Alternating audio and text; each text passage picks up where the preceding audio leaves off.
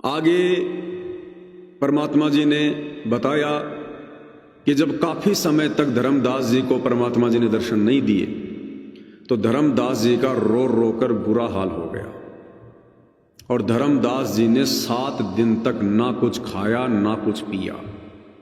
7 दिन तक धर्मदास जी ने ना कुछ खाया ना कुछ पिया।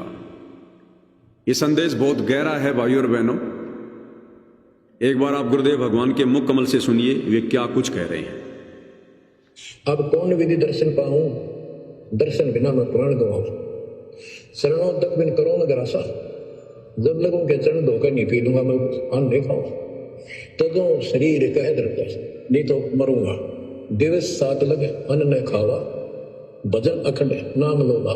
जो नाम दिया था उस वक्त का भक्ति करता रहा, ना कुछ खाया ना पिया। 7वें दिन पर वो प्रगट दिखाए, धर्मदास पद गए उपलाए।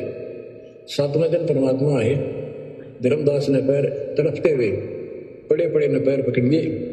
दृढ़ श्वासा निपट अधीरा, पड़े चरणन में अक्षीण शरीरा। शरीर बहुत कमजोर हो गया था। धरती में पड़े पड़े ने सरक के वाले के चरण पकड़ लिए। कर गए साहेब तही उठावा, शीश हाथ दे अंक मिला। परमात्मा ने उसके अपने हाथ का सहारा देकर उसको खड़ा किया और फिर अपने सीने से लगाया। क्या कह रहे हैं पूज्य गुरुदेव भगवान। बहुत गहरी शिक्षा है, बहुत ही गहरा संदेश है। हम वर्तमान युग परिवर्तन के दौर में जी रहे हैं। 2026 मार्च का महीना चल रहा है और अभी से झटके लगने शुरू हो चुके हैं। कभी एलपीजी का संकट, तो अब डीजल और पेट्रोल का संकट, कुछ दिनों बाद में लाइट का संकट हो सकता है, उसके बाद इंटरनेट का संकट, उसके बाद हो सकता है अनाज का संकट। अब संकट ही संकट है। अब ये आगे का समय झटके मार मार के निकलेगा, धक्के मार मार के, क्योंकि हम युग परिवर्तन के दौर में जी रहे हैं। और जब जब धरती पर युग परिवर्तन होता है, इतिहास गवाह है, भयंकर जन हानि होती है, भयंकर धन हानि होती है। अब इस कलयुग की पिछली पीढ़ी में हम 1000 वर्ष के लिए सतलोक कह दो चाहे मिनी सतयुग कह दो, हम उसमें जाने वाले हैं। तो ये सामान्य समय नहीं है जिस समय से हम वर्तमान में गुजर रहे हैं। और आने वाले समय में हमें कैसी कैसी आपदाओं का सामना करना पड़ेगा, ये नहीं कि पड़ सकता है। अब कोई ऑप्शन नहीं है, ऑप्शन नहीं है, अब ये तो फाइनल है। हर प्रकार से प्रकृति घेरेगी और हर प्रकार से अब मनुष्यों के जो पाप कर्म हैं वो उनका पीछा करेंगे। अब कोई ऑप्शन नहीं होगा आगे। अब ऐसे समय में जिन लोगों को सतगुरु का आशीर्वाद प्राप्त नहीं, जिनको सतगुरु की शरण प्राप्त नहीं, जो अभी तक उस कल की भगवान को ढूंढ नहीं पाए, उसको समझ नहीं पाए, वो लोग तो इस विनाशकारी समय में वैसा ही प्राप्त करेंगे जैसा उनके संस्कार में पूर्व निर्धारित है। लेकिन जो उस कल की भगवान सतगुरु रामपाल जी की शरण में है, जिनको पहले से आगाह किया जा रहा है, जिनको पता है अध्यात्म से जुड़कर ये समय अब आगे अच्छा नहीं है। सारी सृष्टि के मालिक 30 वर्षों से अथक मेहनत करके, प्रयास करके और अंत में हिसार जेल में जाकर बैठ गए हैं कि अब ये दुनिया ज्ञान से नहीं समझने वाली, ज्ञान से नहीं मानने वाली, अब ये दुनिया ठोकर खा खा कर समझेगी। तो भाई और बहनों, अब ऐसे समय में आप और हम भाई बहनों ने बहुत ज्यादा सावधानियां रखनी है। काफी कुछ बातें परमात्मा ने दास से 2-4 दिन पहले एक वीडियो के माध्यम से बुलवा दी थी। फिर भी बहुत सारी बातें हैं जिनका जिक्र होना जरूरी है। जैसे 2020 में कोरोना काल था, और उस समय भी दास ने वीडियो बनाया था 1 घंटे का, और ये कहा था कि भाई हम सतगुरु रामपाल जी के भक्तों ने किसी भी प्रकार का कोई भी टीका, कोई भी वैक्सीन नहीं लगवानी है। हम भक्ति मार्ग पर हैं और ये हमारे विश्वास की परीक्षा है, ये हमारे धैर्य और हमारी दृढ़ता की परीक्षा है जो सतगुरु रामपाल जी ले रहे हैं। बाकी दुनिया क्या करेगी क्या नहीं करेगी उनसे हमें कोई लेना देना नहीं है।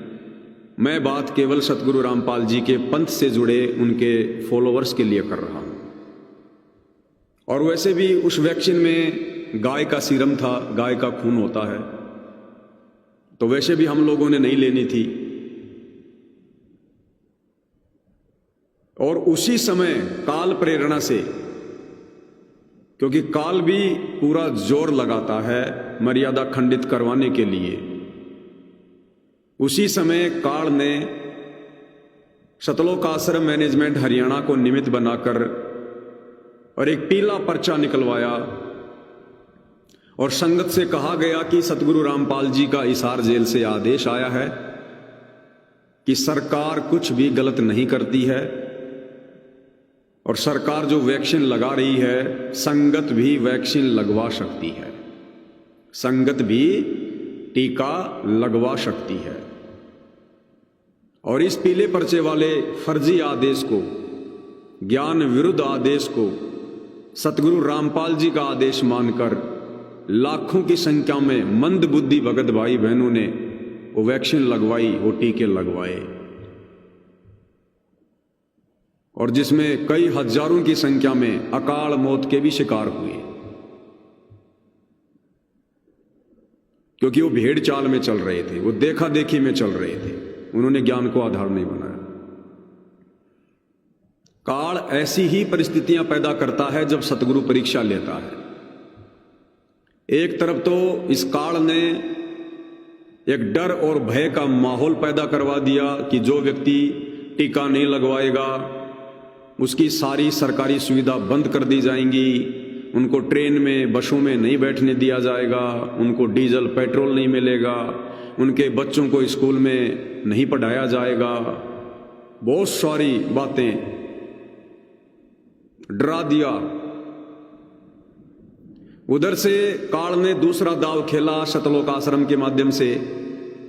अगर कोई भगत थोड़ी बहुत अगर दृढ़ता दिखाता कि भाई हम क्यों लगवाएं, हम तो सतगुरु के भगत हैं, हम तो प्रतिदिन चरणामृत ले रहे हैं भाई, हम सतगुरु की सत भक्ति कर रहे हैं, और सतगुरुदेव भगवान गारंटी देते हैं कि बच्चों जब तक मेरी मर्यादा में रह के भक्ति करोगे ये काल तुम्हारा कुछ नहीं बिगाड़ सकता। कोरोना क्या था? काल का अटैक था। तो मर्यादित भगत पे तो ना कोरोना अटैक कर सकता, ना कोई बीमारी अटैक कर सकती, ना कोई मिसाइल अटैक कर सकती, ना कोई परमाणु बम उसका कुछ बिगाड़ सकता।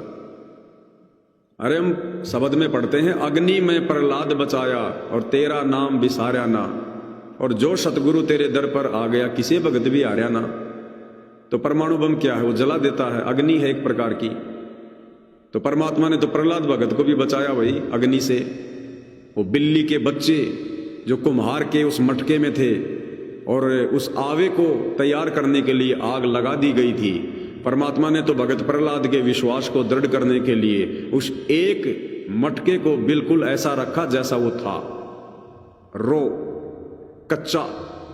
बाकी सारे मटके लाल हो गए, पक गए, और उनके बीच वो एक मटका जिसमें बिल्ली के बच्चे थे वो कच्चे का कच्चा रहा, आंच ने छुआ भी नहीं, बिल्ली के बच्चे भी सुरक्षित।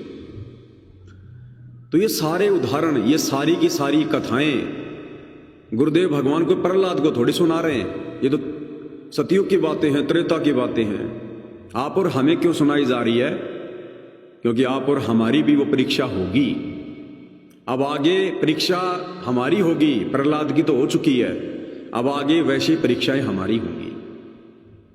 तो यदि कोई भगत थोड़ी बहुत दृढ़ता भी दिखाता कि भाई हमने ये टीके टाके नहीं लगवाने, वैक्सीन फैक्सीन नहीं लगवानी, तो काल ने देखा कि भैया दूसरा गेम खेल, उधर से सतलोक आश्रम वालों को निमित्त बना के, गुरुदेव के बेटा बेटी भाई बंधु रिश्तेदारों को निमित्त बनाकर एक पीला पर्चा निकलवा दिया, संगत को ऑप्शन दे दिया, संगत की उस दृढ़ता को ढीला करवा दिया कि गुरुजी का आदेश आया है टीका लगवा लो, तो संगत बेचारी ढीली पड़ गई, लो भाई गुरुजी का आदेश आ गया तो लगवा लेते हैं। अरे गुरुदेव भगवान ने आज तक किसी भी सत्संग में बताया क्या कि भक्तों ने अपने बच्चों को पोलियो का टीका लगवाना चाहिए, खसरे का टीका लगवाना चाहिए, चेचक का टीका लगवाना चाहिए? कभी बताया गुरुदेव भगवान ने? अरे वो पोलियो की दवा ज्यादा बड़ी या गुरु का चरणामृत ज्यादा बड़ा? गुरुदेव भगवान ने एक सत्संग में बताया, बच्चों जिस दिन तुम्हारा विश्वास बढ़ जाएगा, जिस दिन तुम्हें दृढ़ विश्वास हो जाएगा, उस दिन तुम्हें एक टैबलेट भी खाने की जरूरत नहीं पड़ेगी, टैबलेट भी। क्योंकि रोग हमें कब तक सताएंगे? जब तक हमारे पाप कर्म हैं वो भस्म नहीं हो जाते। और जब हमारे भक्ति करने से पाप कर्म भस्म हो जाएंगे, हमारे पुण्य कर्मों में वृद्धि हो जाएगी, तो रोग होगा ही नहीं। सतयुग में रोग होता ही नहीं था, कोई बीमार होता ही नहीं था, सब स्वस्थ रहते थे। क्यों? क्योंकि लोग एक तो बुराई नहीं करते थे, दूसरा वेदोनुसार भक्ति करते थे और उनके पास उनके पुण्यों का ढेर था। तो कोई रोग था ही नहीं, कोई हॉस्पिटल था ही नहीं, कोई छोटी मोटी कोई सर्दी जुकाम खांसी होती थी तो वैद्य हुआ करते थे, वो जड़ी बूटी तोड़ के काढ़ा वाड़ा बना के पिला दिया करते थे, निःशुल्क, कोई पैसा नहीं लिया करते थे। तो रोग था ही नहीं। तो सारा खेल यहां पर पाप और पुण्य का तो है, भक्ति और पाप का ही तो सारा खेल है। तो जब हमारी भक्ति बढ़ेगी, हमारे पुण्य बढ़ेंगे, सतनाम के जाप से पाप कर्म नाश होंगे, तो भला फिर हमने ये दवा खाने की क्या जरूरत पड़ेगी, फिर वैक्सीन टीके लगवाने की क्या जरूरत पड़ेगी हमारे को? लेकिन उसके बावजूद सतगुरु रामपाल जी का आदेश बता दिया गया काल प्रेरणा से, और संगत वहां पर ढीली पड़ गई और लाखों लोगों ने टीके लगवा लिए। उसी समय दास ने वीडियो बना दिया था, पहले ही पीला पर्चा आने से पहले ही परमात्मा ने वीडियो बनवा दिया था, और कई हजारों की संख्या में भाई बहन उस वीडियो को देखकर वो टीका लगवाने से बच गए। यानी उन्होंने विश्वास किया अपने गुरुदेव भगवान पर, वो दृढ़ रहे कि फिर भक्ति क्या काम आएगी, फिर भक्ति कौन से दिन के लिए कर रहे हैं भाई? अगर ये ऑप्शन ही यूज में लेते रहेंगे तो फिर भक्ति करने का क्या फायदा हुआ? तो भाई और बहनों, अब आने वाले समय में कुछ ऐसी परिस्थितियां पैदा होंगी। वो कहते हैं ना कि कोरोना तो एक ट्रेलर था, ट्रेलर, फिल्म तो अभी बाकी है। तो कोरोना से बड़ी बड़ी महामारियां भी आएंगी आने वाले समय में, और सरकारें तो अपना प्रयास करेंगी उसी प्रकार से। दूसरी तरफ जो प्राकृतिक आपदा है वो भी आएंगी, कहीं बाढ़ आएगी, कहीं भूकंप आएंगे, कहीं अतिवृष्टि होगी, कहीं अनावृष्टि होगी, कहीं सूखे पड़ेंगे, कहीं ओले पड़ेंगे, कहीं अकाल पड़ेगा, भूखमरी आएगी, युद्ध की स्थिति आप देख ही रहे हो, कहीं गृह युद्ध होंगे, पता नहीं क्या क्या होंगे। जब जनता भूखी मरेगी तो क्या करेगी? घरों में बैठ के मंत्र जाप करेगी। तो परिस्थितियां तो बिगड़नी है आने वाले समय में। तो हालात तो उस समय भी ऐसे पैदा होंगे। तो उस समय दुनिया जो करे सो करे, जगत जो करे सो करे, लेकिन भगत ने बहुत सावधानी रखनी है। और क्या सावधानी रखनी है? कि हमने हर स्थिति में अपने गुरुदेव भगवान पर विश्वास बना के रखना है। अब देखो भाई और बहनों, चाहे मैं कितनी बातें बोल दूं और आप चाहे कुछ भी कर लो, अब ये भक्ति मार्ग पर दृढ़ता और अपने गुरु जी पर विश्वास, ये उन बिगड़े हुए हालातों में उन्हीं भगत भाई बहनों पर काम करेंगे जो भगत भाई बहन मर्यादा में रहकर भक्ति कर रहे हैं। अगर आप मर्यादा में नहीं हैं, मर्यादा तोड़ते रहते हैं, नियम खंड करते रहते हैं और भक्ति का ढोंग भी कर रहे हैं, तो आप जी आने वाले समय में उन बिगड़ी हुई परिस्थितियों में उन परिस्थितियों का सामना नहीं कर पाएंगे। आपका विश्वास डगमगा जाएगा, आप डामाडोल हो जाएंगे। ये पिछले 8-10 वर्षों से जो साध संगतियां चल रही हैं, जो मर्यादा में रहकर भक्ति करने के संदेश दिए जा रहे हैं, हम कोई पागल थोड़ी थे। परमात्मा आगे की तैयारी करवाते हैं। आगे की तैयारी हमेशा साल 6 महीने पहले से ही परमात्मा आगे की तैयारी साध संगति के माध्यम से शुरू करवा देते हैं। तो भाई अब कितनी बात बनाओ कोई भी, अब कोई एकदम से साध संगति से जुड़ जाएगा, लो जी मैं तो जुड़ गया साध संगति से, कोई बात नहीं बनने वाली विशेष।